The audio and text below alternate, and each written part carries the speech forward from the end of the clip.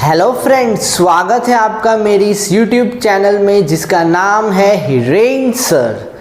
आज मैं आपको 3 टर्म्स के बारे में समझाने वाला हूं जो कई स्टूडेंट्स को लगता है कि ये सिमिलर है बट एक्चुअली ये बहुत डिफरेंट है।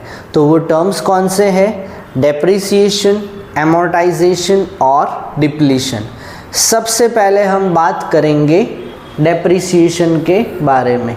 डेप्रिसिएशन हम प्रोवाइड करते हैं सिर्फ और सिर्फ टेंजिबल फिक्स्ड एसेट्स के ऊपर, यानी ऐसे फिक्स्ड एसेट्स जिसको हम देख सकते हैं। इसके एग्जांपल्स हो सकते हैं बिल्डिंग, मशीनरी। तो देखते हैं और क्या है डेप्रिसिएशन में। It's a measure of wearing out. Wearing out यानी कि जैसे जैसे आप कोई भी टेंजिबल फिक्स्ड एसेट को यूज़ करेंगे, जाहिर सी बात है उसकी एफिशिएंसी धीरे धीरे कम होगी या उसके पार्ट्स जो है वो टाइम टू टाइम हमें रिप्लेस भी करने पड़े। कंजम्पशन या other laws of value of a depreciable asset. ऐसे एसेट्स की वैल्यू अगर कम होना कोई भी रीज़न से और उसकी वजह से हमें लॉस होना, उसको भी हम कहते हैं डेप्रिसिएशन। Efflux of time.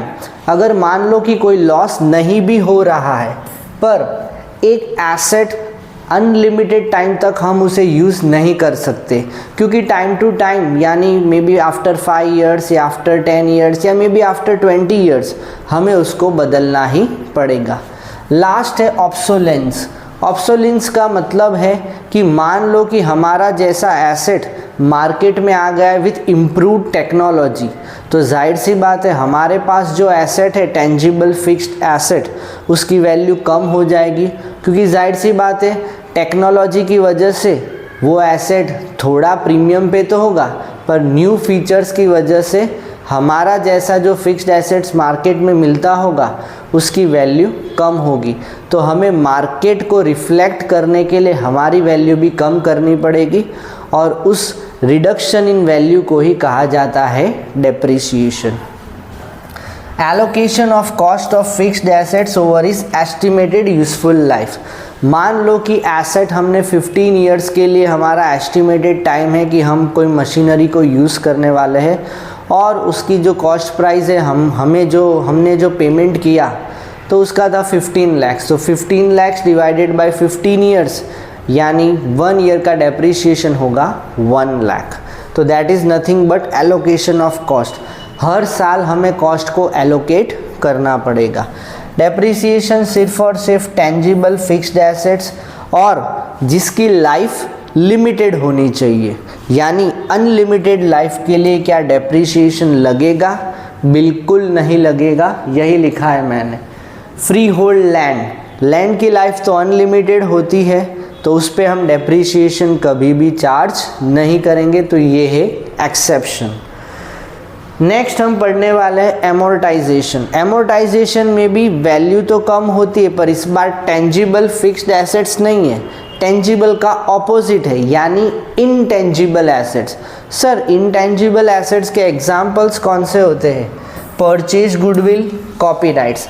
इसमें वर्ड मैंने परचेज गुडविल इसीलिए लिखा है क्योंकि गुडविल हम इंटरनली जनरेट भी कर सकते हैं पर अकाउंट्स में उसकी वैल्यू होती है 0। तो अगर हम गुडविल का पैसा देके उससे किसी बिजनेस को परचेज करते हैं और उसमें गुडविल का पोर्शन है तभी हम उसे रिकॉर्ड करेंगे in the books of accounts. तो यहाँ पे जब राइट ऑफ होता है इंटेंजिबल एसेट्स तो ही हम उसे नाम देंगे अमोर्टाइजेशन। डिप्लीशन। डिप्लीशन लगता है सिर्फ और सिर्फ वेस्टिंग एसेट्स के ऊपर। सर ये वेस्टिंग एसेट्स क्या होती है? चलो वो भी समझा देता हूँ। जब भी हम कोई एक्सट्रैक्शन करते हैं माइंस में से या क्वारी हम जनरली यूज़ करते हैं स्टोन्स के टर्म्स में, या हम गोल्ड एक्सट्रैक्ट करते हैं गोल्ड के माइंस में से, डायमंड्स एक्सट्रैक्ट करते हैं डायमंड माइन में से, तब हमें वर्ड यूज़ करना है डिप्लीशन।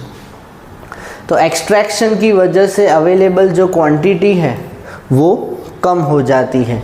यहाँ पे दिया है extraction of coal from a coal mine, that is the best example. तो आपको लगा होगा कि सर ने डेप्रिसिएशन में ज़्यादा बात की, एमोर्टाइजेशन और डिप्लीशन में तो उसका मतलब ही समझा दिया और एक एक एग्जाम्पल। हाँ, क्योंकि इसका रीज़न है कि अकाउंट्स में भी ज़्यादा बात डेप्रिसिएशन की ही की गई है, इसीलिए आगे हम बात करेंगे फैक्टर्स अफेक्टिंग डेप्रिसिएशन। कौन कौन से ऐसे फैक्टर्स है जो हमें ध्यान रखना है जब जब हम डेप्रिसिएशन प्रोवाइड करेंगे। सबसे पहले हमें original cost of the asset पता होना चाहिए, जिस प्राइस पे हमने एसेट खरीदा है।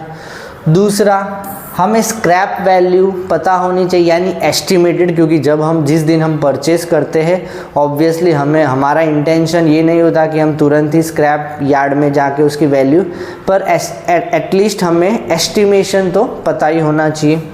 यूज़फुल लाइफ, ये एसेट को हम कितने साल तक यूज़ करेंगे, जैसे मोबाइल फ़ोन है तो 3 इयर्स या 4 इयर्स मैक्स।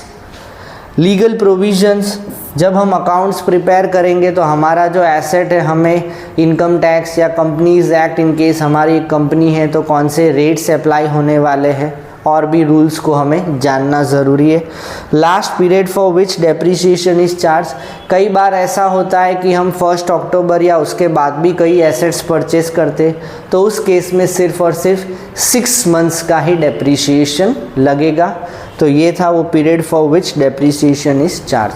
तो इस छोटे से वीडियो में मैंने आपको depreciation versus amortisation versus depletion तो समझाया, और साथ में समझाया कि कौन से फैक्टर्स रिस्पॉन्सिबल हैं जब हम डेप्रिसिएशन प्रोवाइड करते हैं। होप आपको ये छोटा सा वीडियो यूज़फुल लगा होगा। अगर यूज़फुल लगा है तो प्लीज़ इसे लाइक शेयर करना अपने ऐसे फ्रेंड्स, फैमिली, रिलेटिव्स के साथ जो क्लास 11th कॉमर्स या 12th कॉमर्स की पढ़ाई कर रहे हैं और जिनको लगता है कि उनके कॉन्सेप्ट्स थोड़े वीक है। ये वीडियोस को देखने के बाद उनके कॉन्सेप्ट्स एकदम सॉलिड बन जाएंगे और वो अकाउंटेंसी के सब्जेक्ट में अच्छा स्कोर करेंगे। तो हम नेक्स्ट वीडियो में मिलेंगे एक और नए कंसेप्ट के साथ। तब तक के लिए बाय।